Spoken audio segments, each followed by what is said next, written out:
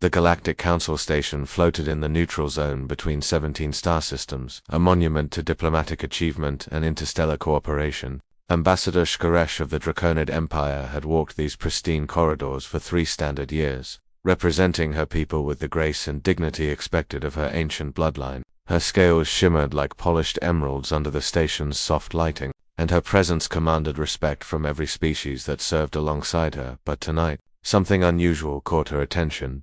Oscar Chen, the human janitor, was breaking protocol. Shkaresh had noticed him before, how could she not? Humans were still relatively new to the galactic stage, barely 2 centuries since first contact. They were considered a curious species, weak by Draconid standards, short-lived compared to the ethereals, lacking the technological instincts of the mechanoids. Yet they had earned their seat at the council through sheer stubbornness and an uncanny ability to solve problems no one else would touch. Oscar was unremarkable even by human standards, middle-aged by their brief measure of time, with graying hair and the quiet demeanor of someone who had learned to be invisible. He pushed his cleaning cart through the diplomatic wings each evening shift, maintaining the station's appearance with methodical precision. Shkaresh had never given him more than a passing thought until tonight. She had been working late in her office, reviewing trade agreements with the Aqualian Federation, when she heard the soft hum of Oscar's cart passing by at an unusual hour. Her internal chronometer read to 47 a.m. station time, well past when the cleaning staff typically finish their rounds.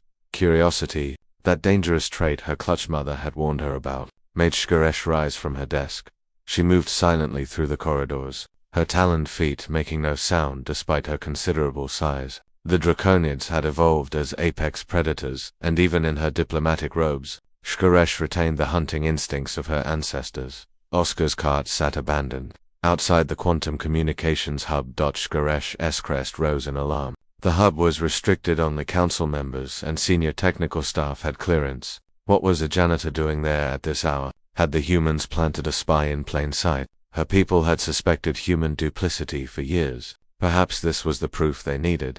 She approached the hub's entrance, where the door stood slightly ajar. Through the gap, she could hear Oscar's voice, speaking in that odd melodic way humans had. "Hey there, Daisy. Yeah, I know it's late. I'm sorry, sweetheart." A female accomplice. Shkaresh's suspicions deepened. She activated her wrist communicator, ready to call security, but something made her pause. The tone in Oscar's voice wasn't conspiratorial, it was tender, almost paternal. "I brought you something special tonight," Oscar continued. "I know the standard nutrient solution isn't great. Figured you could use a treat."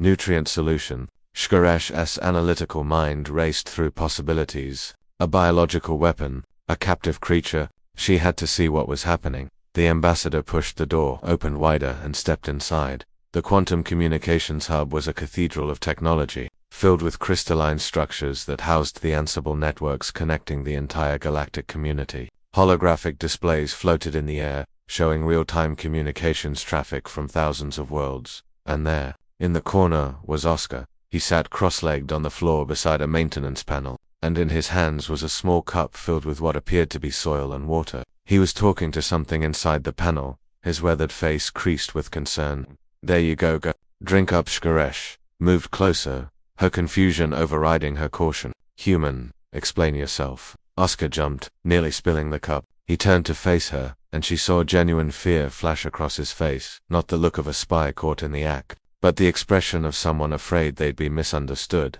"Ambassador Shkaresh," he stammered, rising awkwardly to his feet. "I can explain, you will." Her voice carried the weight of imperial authority. "This is a restricted area. What are you doing here at this hour?" Oscar looked back at the maintenance panel, then at her, and something in his expression softened. "I'm taking care of Daisy." Shkaresh stepped closer, her superior height allowing her to peer over Oscar's shoulder.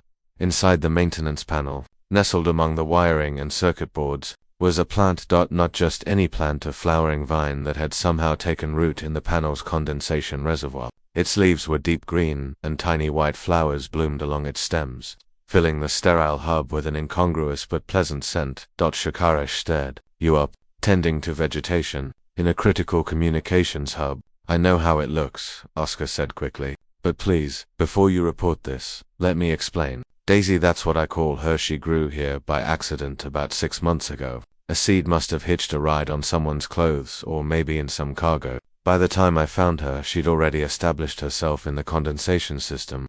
and you did not report this contamination. Shkaresh crest flared. Unauthorized biological matter in a critical system was a serious violation. I started to, Oscar admitted, but then I researched the species. She's a Jasmine variant, completely harmless, and when I looked at the hub's maintenance logs, I noticed something interesting. He pulled out a battered datapad and showed her a series of graphs. See these? The hub's efficiency ratings. They started improving 6 months ago, right when Daisy started growing. The condensation she absorbs was causing minor humidity issues before. Now the air quality is better, and the system runs cooler. Shkaresh examined the data despite herself. He was right. The improvements were marginal, but measurable. That still does not explain why you are here at 2 a.m., risking your position. Oscar looked back at the plant with an expression Shkaresh had never seen on a human face before, at least not directed at something so insignificant. It was pure, uncomplicated love. The overnight environmental controls dropped the temperature to save energy, he said softly. It gets too cold for her. The condensation freezes, and she can't access water, so I come by after my shift, bring her liquid water, talk to her a bit, make sure she's okay. Shkaresh felt something shift in her understanding. You are jeopardizing your employment. For a plant, for Daisy, Oscar corrected gently. And I know it sounds crazy to your people. Dragons don't exactly have a reputation for nurturing small, helpless things. The casual use of the slang term dragons should have offended her, but Shkaresh was too fascinated to care. Explain this behavior. Humans are supposedly practical, driven by logic and so. This is neither. Oscar smiled, and it transformed his unremarkable face into something warm. Maybe that's where everyone gets us wrong, Ambassador. To be continued.